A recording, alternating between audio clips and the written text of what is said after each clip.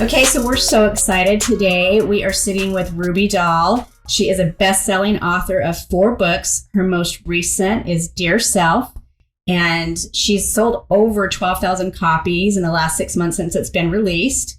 And in this book, she really focuses on heartache, loneliness, relationships, the power of pain, but ultimately recognizing that healing is a journey. It's not a destination. And we are so excited to learn from her today and just really understand her story and how she came into her personal healing journey. So Ruby, tell us about where you are. We want to hear where you're living, what you're doing today, and then share with us your story. Oh, I'm so happy to be here. Firstly, thank you so much for the lovely intro. So I live in London in the UK, and today was just it was a busy Saturday. I was running so many errands. I just got home now and I managed to shower, but I went to the gym at like 9 in the morning and I managed to shower just now. It's been busy. I was running lots of errands and stuff, but it was nice. Yeah, and it's a rainy day over here. It's not that great. Well, we're just honored that you are taking an afternoon on Saturday to speak with us. Yeah, I am so excited. We want to hear your story, but I just got to say really quick. So we dove in and bought your books, but they didn't come until your writing is absolutely incredible. It's so inspiring and it's really moving. Your hope for tomorrow. Wow. So thank you for your contribution to, I think when people really discover your talent, we're so blessed to have you on. Thank you so much. That's basically what I've ever wanted to do with my writing, just to have any kind of impact, no matter how small it is, on someone's life. And when I hear that my words have made a small change to someone, even just cheered them up or made them feel understood, that's all I've wanted. So thank you. Yeah. So tell us what started this journey for you in your writing. So fiction was my first love. It's still my first love. And I wanted to be a novelist since I was a little girl. I'd absolutely loved reading books. I'd loved reading stories. My favorite authors were Jacqueline Wilson. I loved Kathy Cassidy, Karen McCombie. These are all English authors here. And they used to write children's books, which I loved. I always found books as a form of escapism from everything in the real world. And the real world wasn't very pleasant for me. I lost my mum at a very young age. I lost her when I was 4 years old. So I pretty much turned to books as a form of solace, as a form of escapism. And I remember writing the first chapter writing my first chapter ever to one of the books I was reading. It was like an alternative chapter ending to a book by Karen McCombie. And I was 10 years old at the time. And I was like, I can so totally do this. It was like in a random old tattered diary of mine. And I was 10 years old, just writing with my chubby little hands. And I was just so excited. I was like, oh my God, books are so great. But then I obviously went on to study. I went to university. I remember studying, I was studying philosophy at university, and every summer of my degree course, while everyone was taking a break from exams and just chilling out and having fun, and I'd work on the first draft of the novel that I was writing at the time. And I genuinely thought that, I can be a novelist one day. It's going to happen. And when I finished university, I was doing my PGCE, which is a teacher training course here in the UK. So after you graduate, you can do a training course to become a teacher. 3 months into that, I realized that I was following a path that I did not want to do. I wanted to be an author. I wanted to be a novelist. And here I was, teaching is a great, great pursuit, but it wasn't for me. So 3 months into that degree, I decided to leave it and pursue my passion for writing novels, for writing stories. And in that whole, experience, I broke my heart. I went through lots of pain, and I just created an Instagram page out of nowhere, just to heal, just to share my pain online. I blocked like around 40 people that I knew, like 40 people that in your community, around your people that you've known growing up. I blocked every single one of them, so they wouldn't see my page. I wrote under a pseudonym so people wouldn't know who I was. And I wrote micro poetry about heartbreak and, pain and basically everything that I was going through. And that page was just to heal from what I was experiencing. It was just a way to move on from everything that I had undergone. But somehow it blew up into something so much more than that. And within the first year of starting my page, I ended up publishing my first book, which was a micro poetry book. And then the second year, I published another poetry book, and the third year and the fourth year, and so on. So now I've got 4 books. My most recent book, Dear Self, it's a bite-sized self-help book. And I think over the years, like as I've grown, my writing has just grown with me. I will still want to write novels. I will still want to write fiction, and I will eventually one day. But at the moment, I think this is my calling and this is what I'm going to do. So, Ruby, I want to go back to your social media page. I know that you kind of use that somewhat like a journal for your healing, and you currently have over 500,000 followers today, which is unbelievable. And can you share with us what catapulted you into that? You talk about you had some pain that really kind of started that. Can you share that story with us? I had never felt, I had never been in a relationship. So I was very much, I was very innocent. I had these ideas about love and relationships and so on. And I hadn't really had good experiences in my own family and my own, I hadn't seen my dad experience much love after my mum passed away. I'd seen him suffer in love. I'd seen, love cause nothing but pain. And I associated that aspect of pain with love. And when I fell for someone without knowing whether it was true, without knowing whether it was real or not, the moment it started hurting, I told myself that this has to be love because it hurts so much. And it was the pain, it was the immense pain of, not being able to experience happiness. And I'd never really known happiness by that point. I hadn't really seen much goodness in my life. And it was reaching a point where I was like, I can't take it anymore. I've gone through so much, and this is essentially the cherry on the cake. And that's what pushed me to create the page. That's when I realized I really need to just, I need an outlet. I need to offload in some way. Obviously, since then, my idea of love and relationships have grown, and they're definitely a lot more healthier. But back then, this idea that love was nothing but pain stuck with me. And that's what I took forward with me. Wow. I think with, all of us have experienced, I think, for the most part, we've gone through our challenges of heartbreak at a young age with breakups that we thought, like you mentioned, is the love of our life. And we learn through our journey, that grows and it changes and we learn. But where do you think it transformed for you?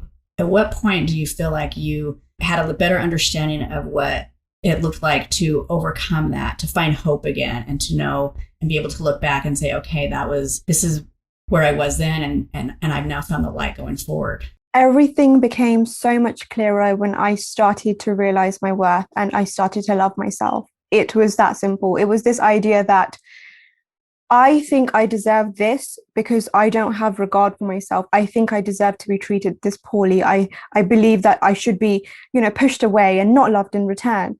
And the moment that I took those negative ideas out of my mind and I started affirming my existence, I started telling myself, no, Ruby, you deserve so much more. You deserve to be loved. You deserve to be cared for. You deserve to be appreciated by nobody else but yourself. And it was like a correlation between, as I started to love myself and as I started to appreciate myself, and as that line went up, so did my idea of what my relationship with other people should be like, no matter what kind of relationship it is, whether it's romantic or non-romantic. Love is in every single relationship. So the moment that I started to have high self-worth, my perception of what I deserved in every single one of my relationships, it shot up as well. And I refused to settle for less after that. It's still going up at the moment. The moment I started to appreciate myself, that's when, I think you wrote a piece, but Deanna, I think you have it. Is it The Miracle? Yes, one of your poems. That one really, where did that come from? What inspired that poem? The Sometimes I Look at You poem. Often, I don't know if you ladies have ever experienced this, but often I see myself as like, I give really good advice to my friends. So like if I'm sitting with them and they're going through something and I'm like, no, you are a queen. No, you deserve so much. You are so wonderful. And sometimes, like, I think at that particular point, I was at this point where I was like, I don't think I'm hearing what I deserve to hear from other people. Like, I'm hearing good advice, I'm hearing stuff that I want to, but I need to hear these words. No one has said this to me before. No one has said to me, you've gone through so much, Ruby. I'm so proud of you. And obviously, like, over the years, lots of people have, but at that particular point, I felt so low. I felt so alone that I was like, I will say it to myself, and I will write this piece in third person to myself, and read it as many times as I need to whenever I feel low. Oh my gosh. I have to say, when I read that, and I was going through several of them, there's so many inspirational ones, but that one really hit me as our journey of, pieces of a woman and wanting to empower women. I feel like every woman out there needed that poem. I'm glad. I feel like they need it. I would love to. I'm going to share that. It's so beautiful. It just really got me. It would mean so much to me. I think, obviously we know how much there's so many that are suffering through grief, loss, heartbreak. And right now, being able to find hope and understanding what healing looks like, I think just in itself gives inspiration to people. And what your books are doing right now is helping people find that inspiration. So that I think that's beautiful. And with that, I'd like to ask you, what can you share about understanding the healing journey and what that looks like? Because it's different for everyone. Yeah. Thank you, firstly, for the kind words. In terms of healing journeys, I always say that we are on a plethora of healing journeys, not just one. And we are in various stages in our different healing journeys. So you could be healing from a heartbreak, say 3-4 years ago, but you could also be healing from losing someone dear to you 10 years ago. And although you're on both of those healing journeys, you are in a different stage. You're probably past the denial phase. You're past the, immense pain in terms of the loss. And now you're at a point where, you remember them in a good way, in a happy way. But maybe in terms of the relationship that's broken down, maybe you still miss them. Maybe you're still not at a point where you're completely over it. And in the same way, like every single healing journeys in our lives, not only do they bring different sorts of lessons to us, but they also they allow us to move forward with them, even if we haven't reached a point where we're completely okay.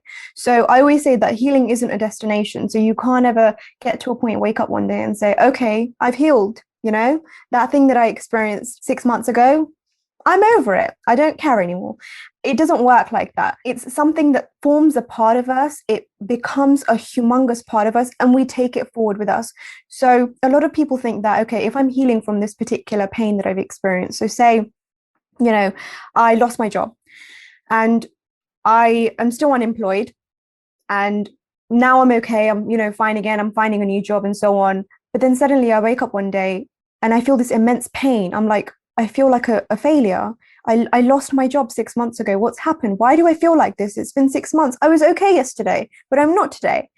And so many people see healing like this. They think, okay, you should just be going up. Like you should just be healing and getting better and better. And it's not like that. Healing is literally, it goes up and down, and it's constantly fluctuating. So if you're healing from something, it doesn't mean, okay, I am just getting better. You could be getting better, you could be getting worse. You're just journeying, essentially.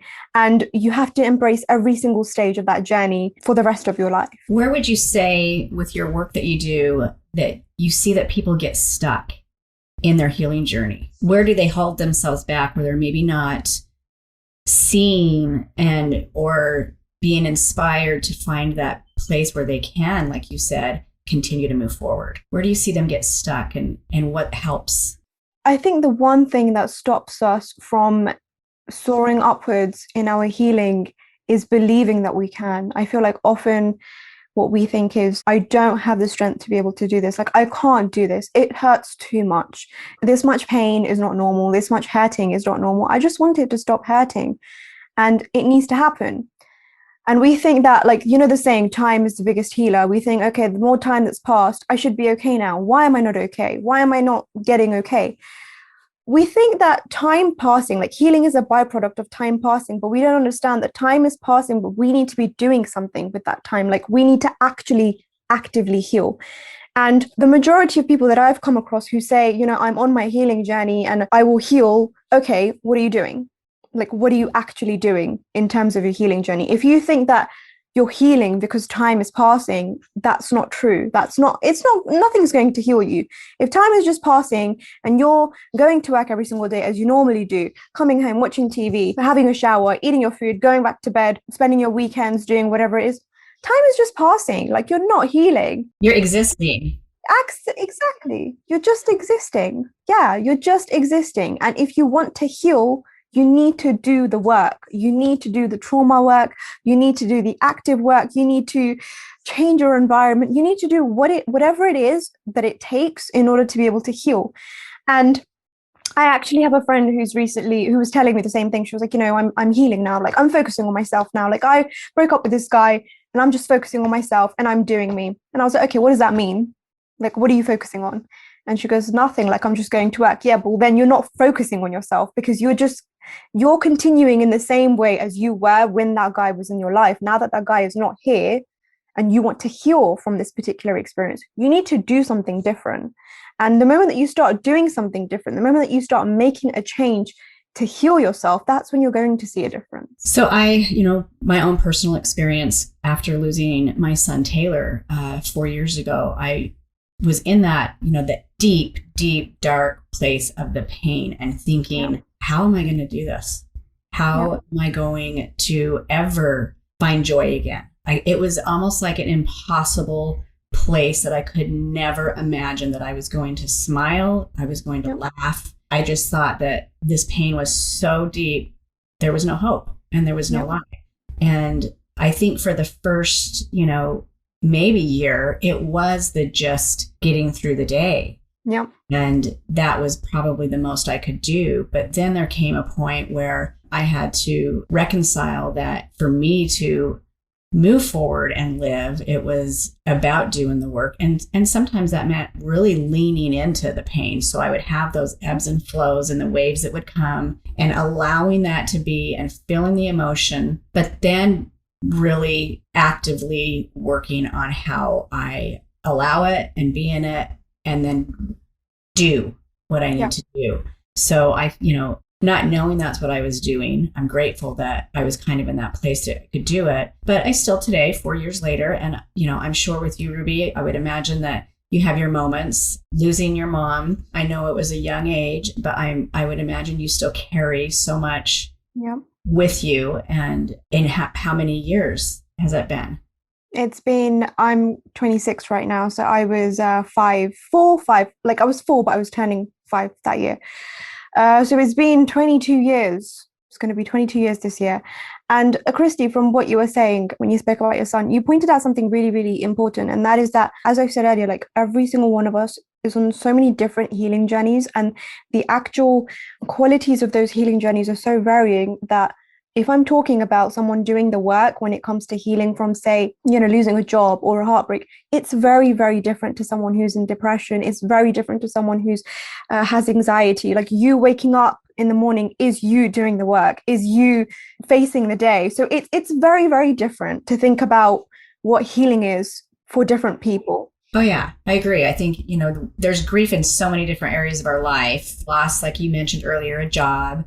Can be a heartbreak. It could be a pet. It could be a divorce. I mean, there's so many areas where we continuously work on healing just in life. Absolutely. And in terms of loss, like, I feel like I don't think that there is a healing journey that could be as difficult as when someone you love passes away. I think that is probably the most difficult healing journey that you could ever take. I don't think it gets worse than that, whether it's, your son, your parent, your sister, your brother, your husband, like that pain is just, it's something else altogether.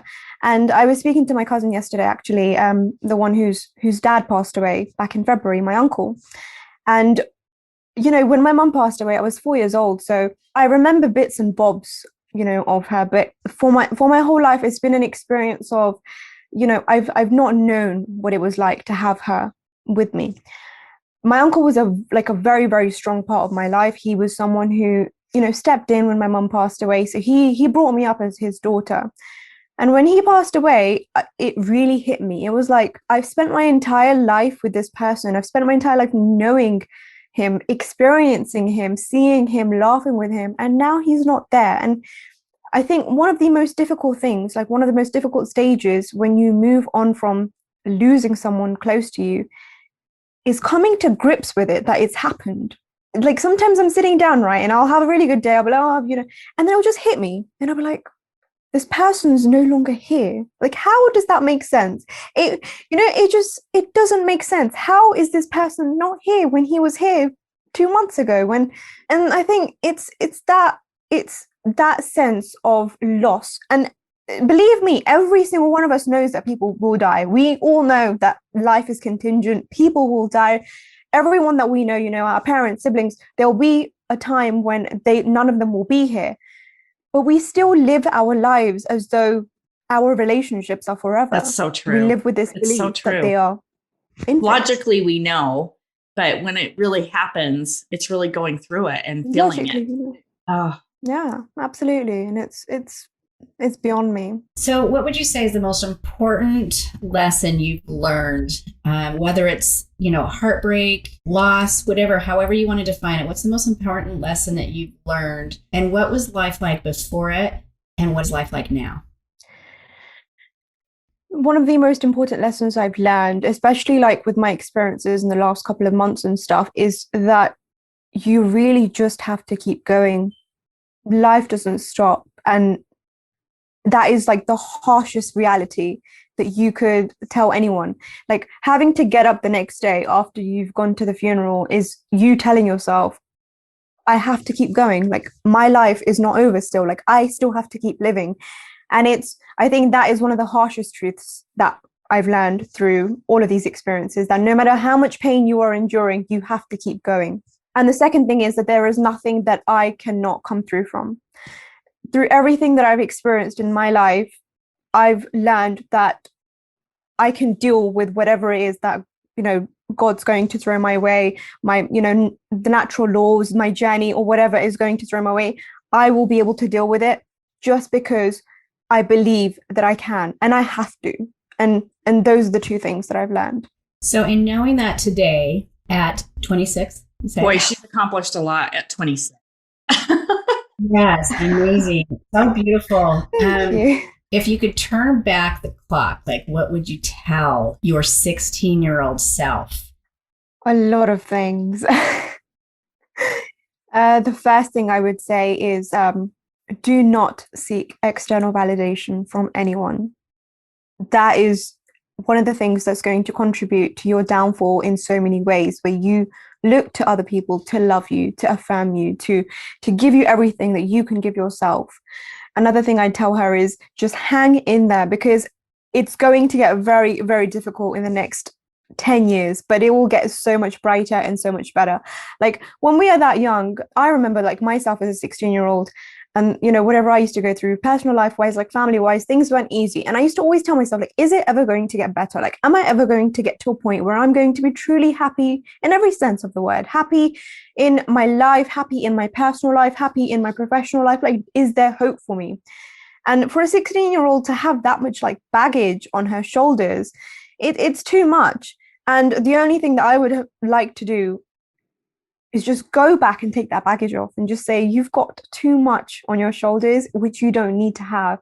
You just need to enjoy your teenage years, because this time is not going to come back, and stop worrying about whether it's going to work out or not, because it will. Oh, that is so beautiful. That's a really great question, Christy, because when we talked about this the other day, Christy and I, about going back, if you could write a letter to your younger self and the power of that. But where did we come up with this idea that we're supposed to just be happy all the time and everything's supposed to be just good all the time? And that's we're supposed to look perfect all the time. Yeah. We're supposed to feel great all the time, but that's just not reality. No. Well, and I think that it really resonates with, even now as an adult and being 50, Ruby, and if I could tell my 30-year-old self, right? Yeah. And because I think, as we are navigating our 20s, 30s, and 40s, we're still going through so many experiences and life challenges that I can look back and say, tell myself similar. I mean, it's the same, the weight that I carry, the pressure, the judgment. I think that would be a big piece for me at 50 to say, if I knew at 30 to take that judgment off of myself and to understand more self-love, I think would have been a game changer for me in my 30s and 40s. And I think, we talked about it in one of our other interviews that women start to really come into their own in their 50s. And I wish that we were doing that more in our 20s and 30s, where I think you are kind of paving the way for women to be more mindful of that earlier than those of us that it didn't really happen until Thank you. now. So the work you're doing is beautiful. Is there something that you would like to tell, say, a 26-year-old self, a 30-year-old me, something that you'd want us to take away, or what to be prepared for? I think I would really echo a lot of what you just said. At 26, I put so much pressure on where I needed to be and that I needed to have it all figured out. Yep. And I think if I could have just allowed myself to just embrace the experiences and take away the self-judgment, I would have been more open. And I think I would have lived a little bit more joyful through those years. And understanding that the heartbreaks, the disappointments, the roadblocks that came my way were all part of my journey. They all have really helped define and build my character as a woman with every single one, versus holding me back and thinking that there was no way forward. Oh, Christy, I agree with that. And I would say my viewpoint, it takes so long. I feel like the life lessons I think the journey is the destination, but we keep looking at, when I get here, I'm going to feel a certain way, when in fact, that's not the reality. And I think embracing all of that, embracing being in the moment and enjoying where you are. And I remember people telling me, enjoy it. We tell people now, enjoy your young body, enjoy your skin, enjoy all those things that one day you'll look back and go, why didn't I appreciate it when I had it? Or why am I always looking ahead? And I would say, if I would have done the same thing, embrace the here and now and be grateful and joyful for what you have. And you are on that path. You're so inspiring. And I'm just so empowered by you at such a young age. You're so insightful and you're giving so much back to the world. Thank you so much. I hope to give more, but your advice is incredible. Definitely. I feel like sometimes I push myself a lot more than I should as well. We live in this generation where, it's constantly about, go, go, go, be productive, do as much as you can, get as much out there as you need to, have your side hustle, have your main hustle. There's just so much going on in my generation. But I think the one thing that experiencing loss has taught me, especially most recently, is how important it is to just pause, take a break, and enjoy the present. We don't need to be running anywhere. Life it's not going anywhere. It's in the present right now. And if I keep chasing the next goal, the next project, and whatever it is that I need to, I'm going to miss everything. I'm going to miss the most important parts, and I don't want to. Yeah. Oh, it's so true. I think you speak a lot about honoring yourself and not betraying yourself. And I think if we can really continue to model that and we can continue to be disciplined with that, we will just be that much more ahead as women, just honoring and the self-love. Absolutely. Just knowing that you deserve so much more. Yeah. So I think the big takeaway, and I want each of your takeaways today, I just think it's so important for us to understand our healing and how we honor our healing in our life for all experiences. And like you mentioned, just continue to keep doing, but do the work. And if you don't know what the work is, maybe, reaching out and asking the questions, reading a book. And what a better recommendation for us to say, okay, go look at Ruby Dhal and all of the books written because she's mastered this. So for me, it's finding the hope in that and understanding that my life is a healing journey. Yeah, absolutely. Yeah, I think I wouldn't have put it in any other way. Just doing the work and keep going, not giving up, just knowing that you will get to that place of light much sooner, and eventually don't give up if you're in a place of darkness right now, because it's not going to stay like that for too long. And I will say my takeaway is definitely there's always hope, and getting up every day and looking at the small wins. But I have to say, I'm just so thrilled with your work. And I just want to say your words back to you, because I think this is so powerful. I'm just going to say the snippet, but it's because when I look at you, I see an unimaginable human being. I see a miracle. I definitely see a miracle in you, Ruby. I see a miracle in you both. You guys are amazing. You ladies are phenomenal. Thank you for this platform. Thank you for doing something so incredible and giving back to women everywhere. I think it's so beautiful and inspiring. Well, before we let you go, two things. I'm going to ask you two quick questions. Yep. And then before I do that, I want to do one more reading that I found of yours that I absolutely love, just to kind of wrap this up. So there will be all kinds of days that you take forward with you. The negative ones will break you down, and the positive ones will give you life. But at the end of it, it will be up to you which ones you choose to live for. Yeah. Perfect. Thank you. Okay, so two questions. Who do you admire? Oh, are we talking personally or like, everywhere? Okay. Personally, I would say that I admire my dad a lot, because I don't think I will ever be able to gather the amount of strength that he's had in his entire life, because he's experienced way too much loss, and to still see him shining and smiling and being so strong, I think it's incredible. So yeah, I admire him a lot. Yeah. I love that. I'm going to add two more questions. What makes you feel inspired to be your best self? What makes me feel inspired to be my best self? Oh, I want to be my best self because I want to be able to give as much as I receive. So I want to be my best self because the people around me give me their best selves. And when I see that love and care around me, and when I am surrounded by it, I want to give as much to them, I guess. Yeah. Beautiful. Okay, a fun one. You're going to have to think hard on this one. Oh, okay. What's your favorite cuss word? Oh, what's my favorite cuss word? I can actually swear on here. Say it, all of it, whatever it is. Oh God. I would probably, I'm so British, it would probably just be fucking prick or something, one of those. Well, you're in good company. Yeah. What about you, lady? She just loves to hear that. I do. Because everybody knows my favorite cuss word.